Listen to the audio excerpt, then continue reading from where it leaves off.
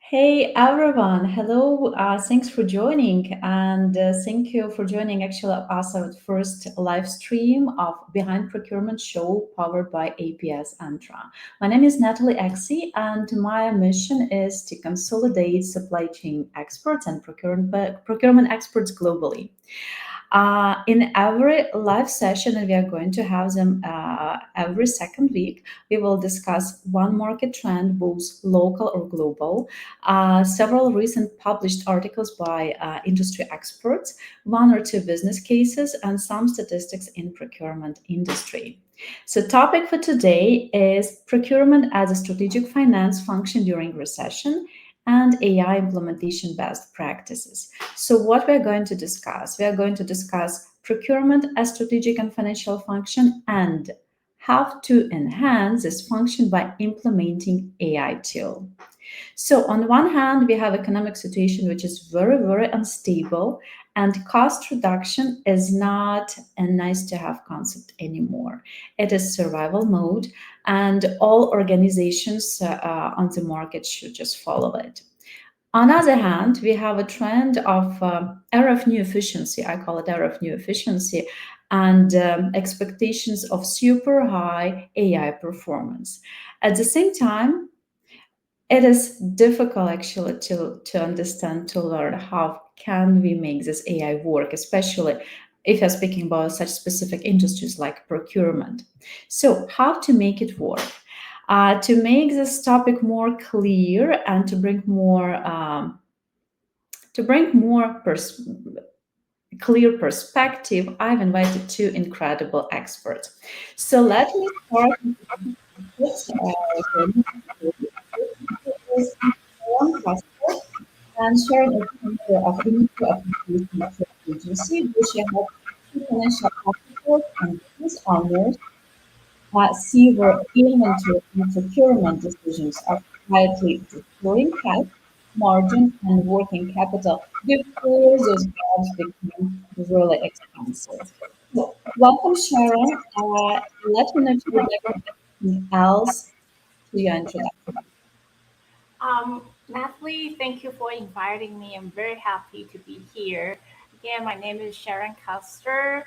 I am a founder. I'm the founder of Inventory Optimization Pro. The reason I am creating this service is that people think inventory is the warehouse problem, but it is financial problem. And now with AI era, it's more than ever that we can help the operation and the finance align together. So I would like to share what I know with everybody here. Feel free to ask me any questions. Thank you so much, Sharon. Thank you so much. Thanks for joining. And let me introduce one more speaker, Mauricio Dezen. And Mauricio is, from one point, very pragmatic and result-oriented executive, but very great professional and human, incredible gentleman to work with 25 years of cross-industry experience, accelerating operational performance and driving scalable growth. What is also incredible, Mauricio brings successful track record of leading complex supply chain and procurement implementations across diverse industries and organizations. I'm also happy to introduce Mauricio as VP of Professional Services and Customer Success in APS Central. So welcome, Mauricio. Thank you so much for joining. And let me know if there is something you would like me to add to introduction. Well, thank you very much, Natalie. I guess my only add to your comments is that I am a classic case of an old dog that learned new tricks, because after 30 years dealing with the digital transformation and cultural change in company, always focusing in turbocharging operations for growth, compliance, and all of that. In the last, I will say 7, 8 years, I'm being deeply involved with AI, including, of course, with APSentra right now.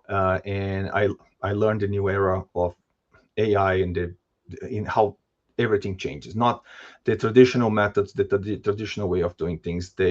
they can extrapolate it in a beautiful way with the AI, but that requires a lot of understanding. So I'm still learning like everybody else, but my own experience right now after dozens of successful implementations of AI in procurement and supply chain as well. Thank you so much, Mauricio. Let me comment here.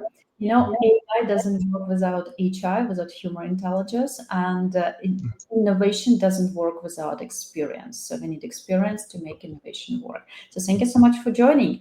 And let's start our incredibly interesting conversation. And I want to start it with some statistics. So let me share with you results of my poll I did on LinkedIn page just recently. I asked subscribers, actually my colleagues, supply chain experts, procurement experts, what is the most common and costly mistake when implementing AI in procurement? And guys, as you can see, 50% of experts responded that it is poorly structured data.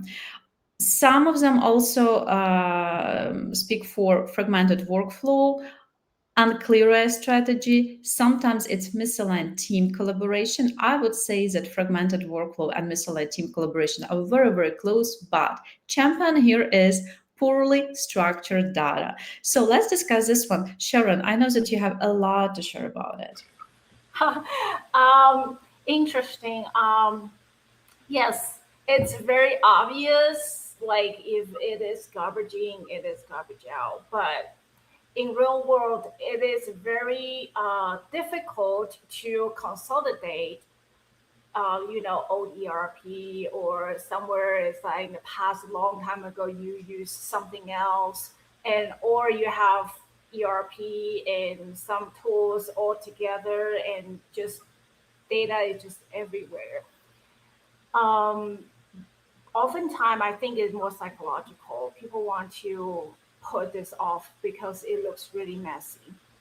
But with AI, honestly, it is clear and easy ever. Not say easy, I would say more. It's achievable to have a clean data set or trust data set that you can work with. Thank you so much, Sharon. Maurizio, what about your perspective here? Well, I want to be highly pragmatic and focus. I mean, first of all, is a good reflection of what we see when we are running digital transformation. There are 3 points of here that we can help with a state-of-the-art platform with the right implementation strategy.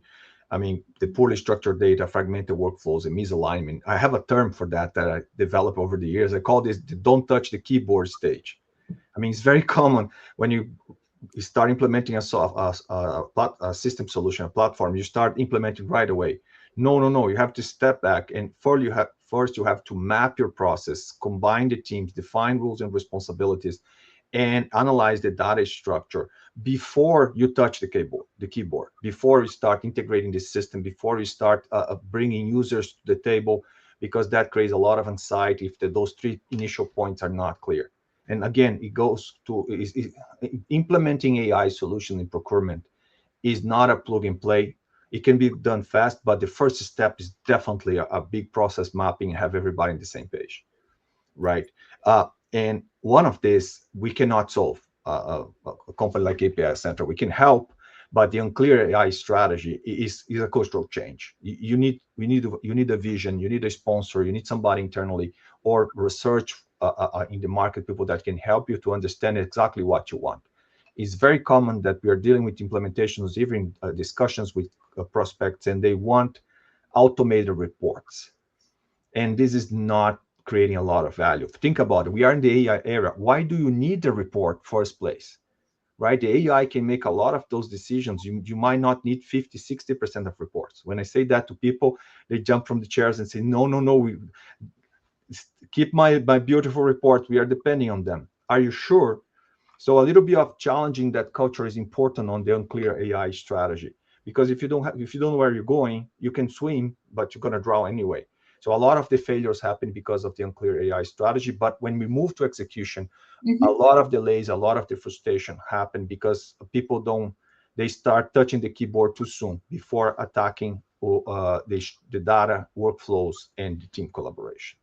First things first, totally agree. Mhm. Sharon, I know that you also advocate the concept that AI should not only consume data, but AI can be used as a tool to structure data, correct?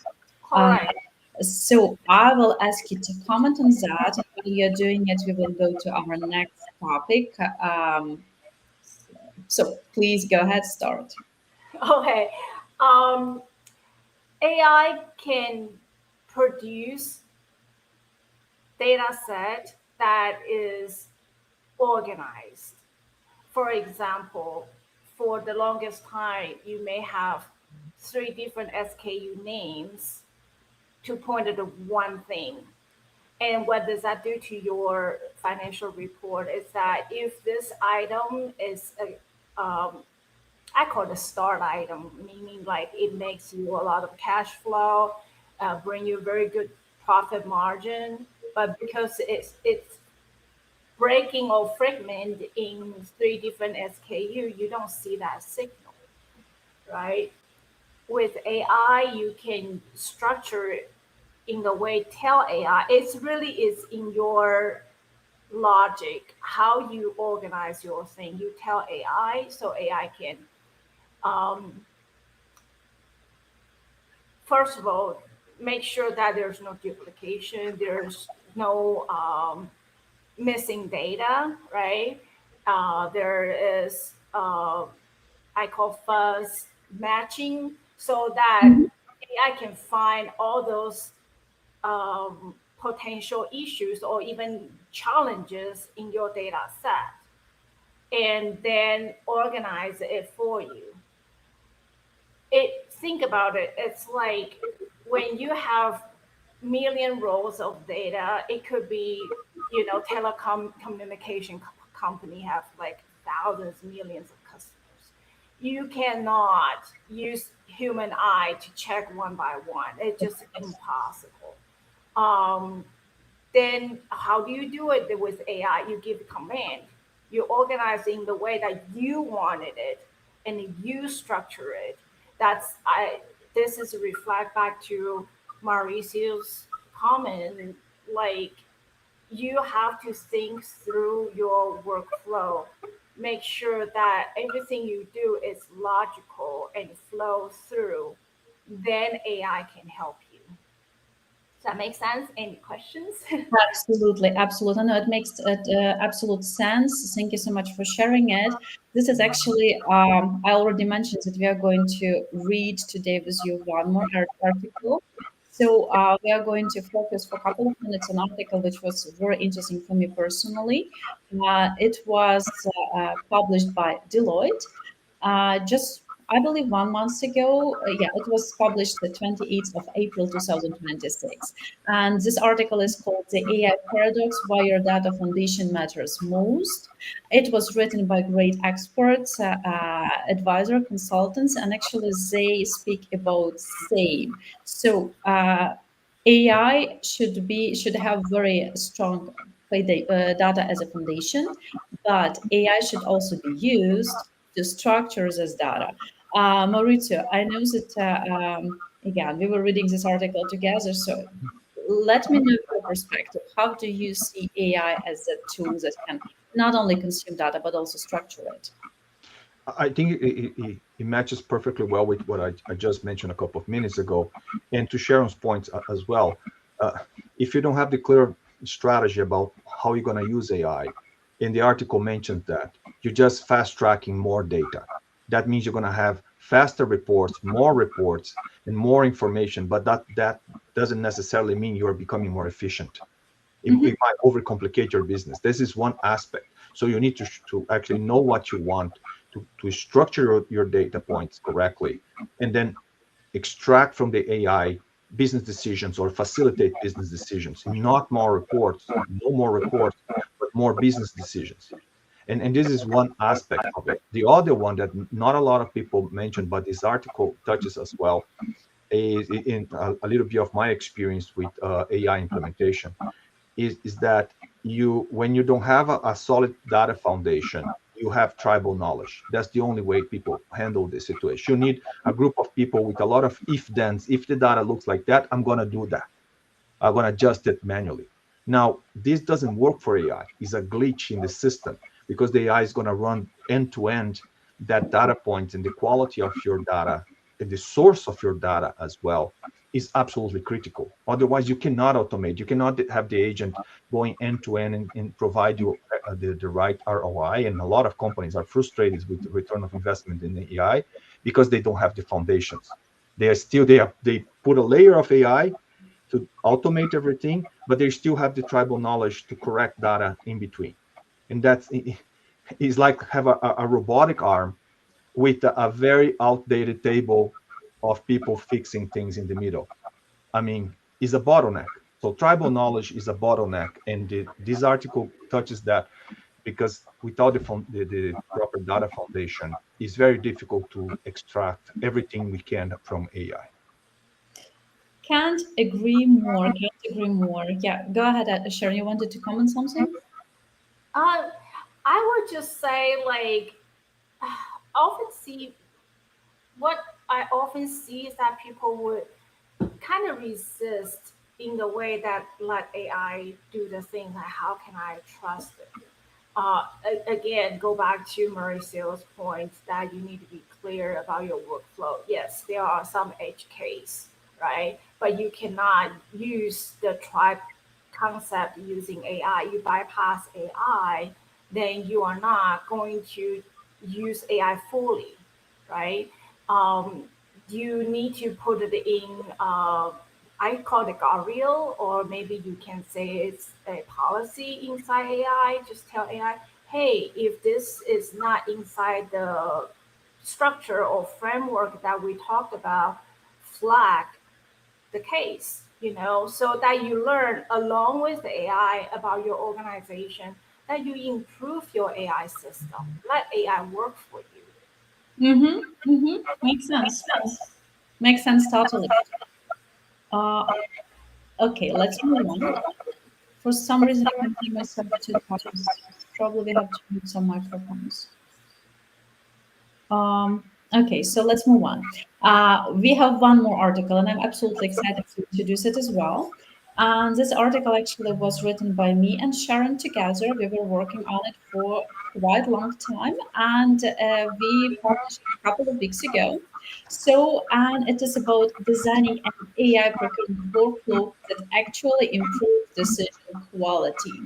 So, and I'm really happy to introduce this article. We structured it to show main problems which we can see right now in procurement as a financial function, and there are several of them.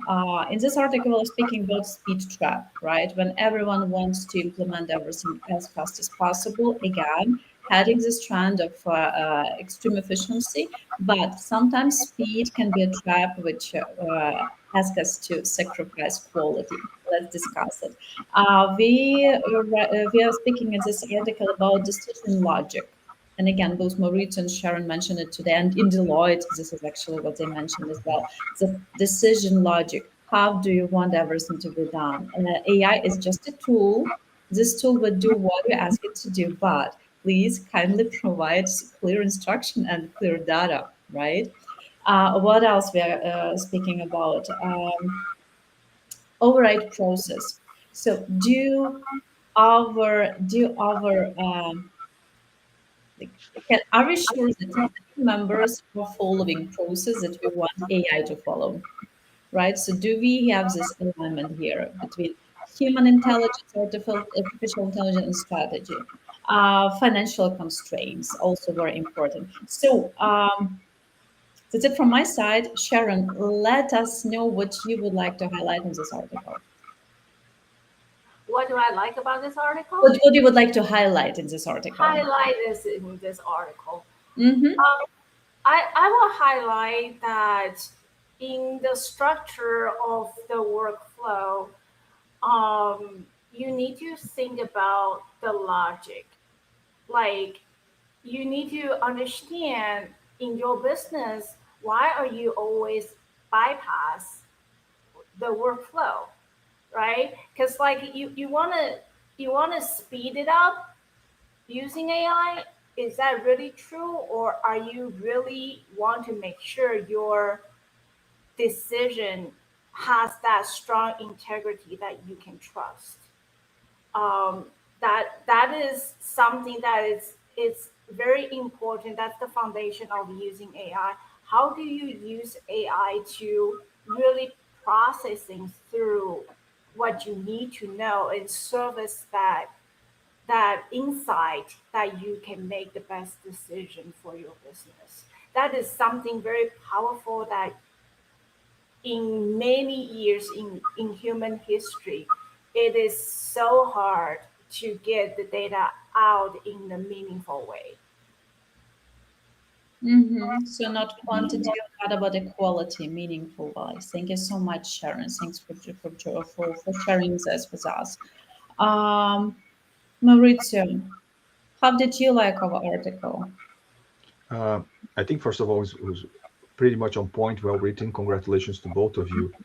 My only comment is how touch base in something that many times people overlook. Think of what Sharon is just mentioning, overwriting a process flow in procurement. Wow, that's pretty serious because a lot of companies they have hundreds of users, and procurement is one of the most audit processes and departments or whatever in any audit, in any financial transactions, M&As, banks, everything that's highly regulated.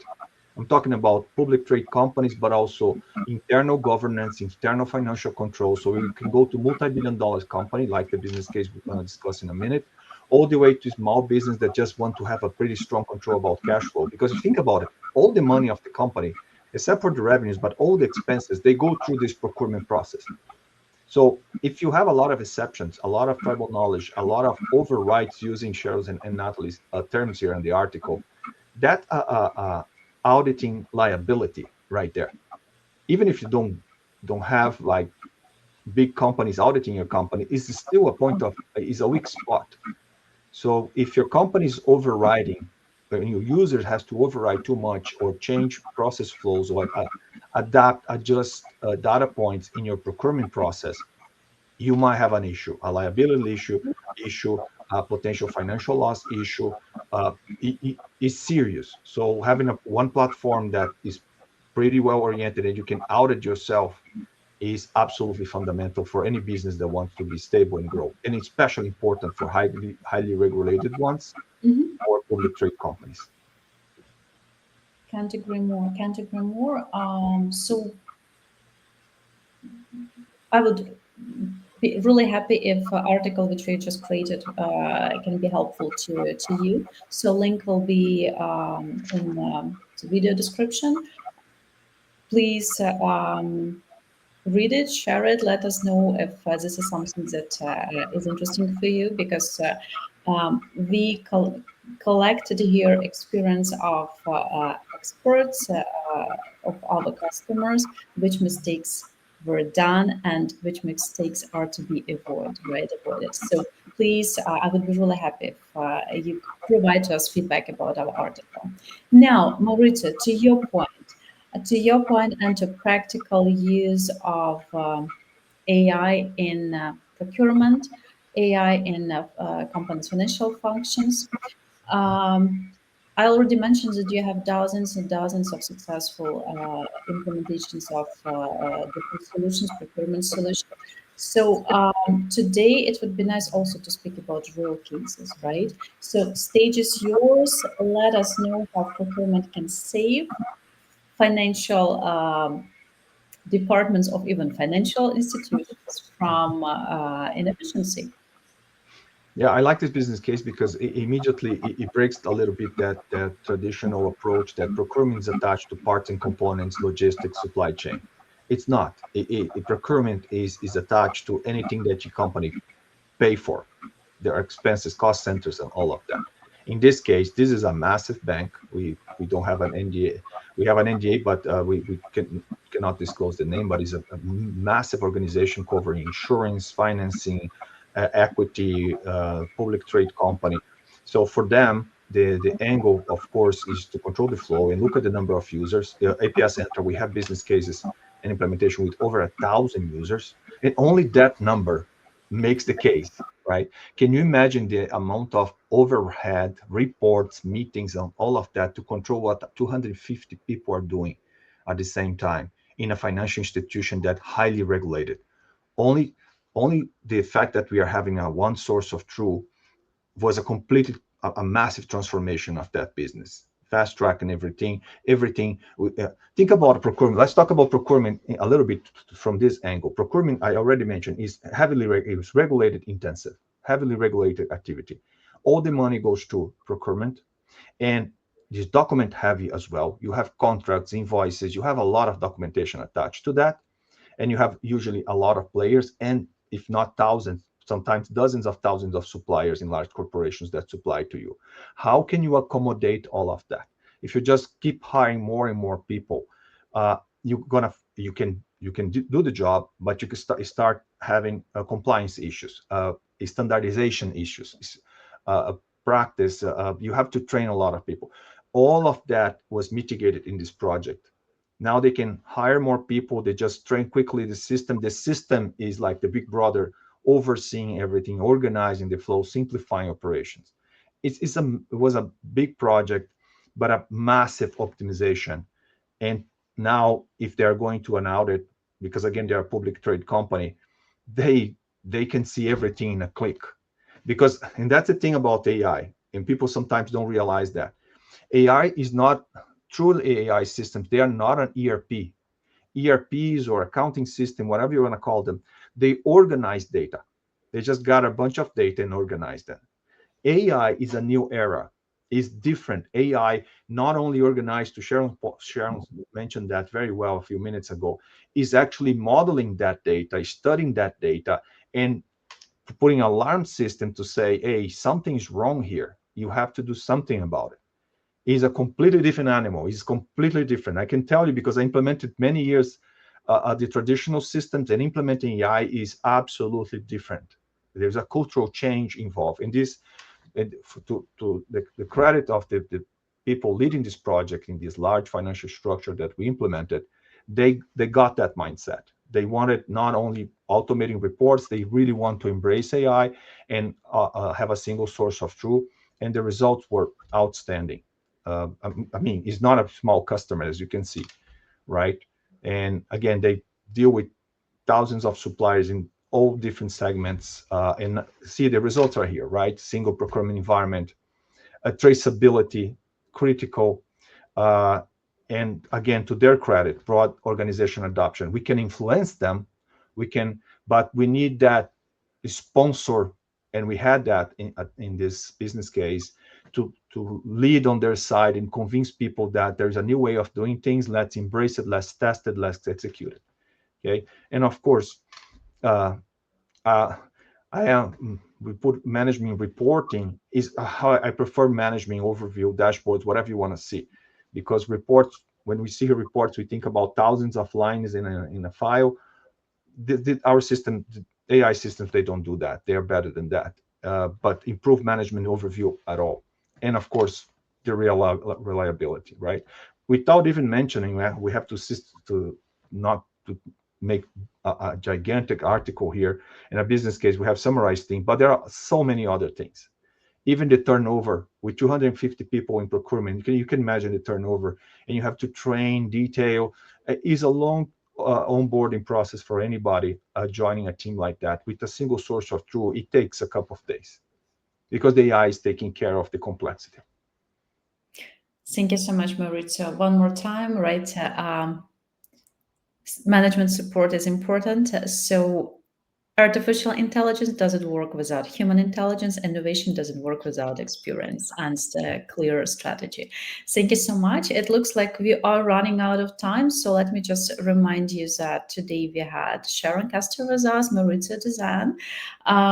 We are going to have a live stream behind procurement with APSentra every second Thursday. We are always going to discuss a little bit about trends, a little bit about freshly published articles, a little bit about statistics and real case studies. Please visit our website, follow us on LinkedIn, subscribe on YouTube. Make sure that you follow great content created by Maurizio and Sharon. me as well. So this is actually what we do. We are here for you to share with you our experience and talk to you soon. Thank you so much, Sharon and Maurizio, joining me today. Thank you, Natalie. Thank you.